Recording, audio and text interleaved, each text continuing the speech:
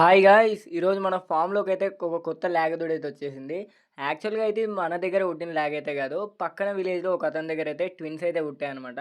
ఒక ఆవుకి. సో, అందులో ఒకటే ఇదన్నమాట. తనైతే 2 మేనేజ్ చేయలేనని చెప్పాడు.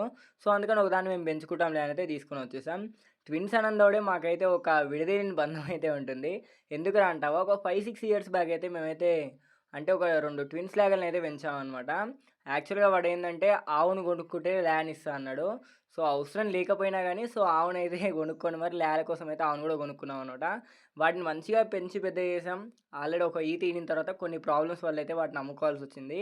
సో, తర్వాత గూడా మా దగ్గరైతే ఒక 2 ఆవులకైతే పుట్టాయి. బట్ అవైతే బతకలేకపోయాయనమాట.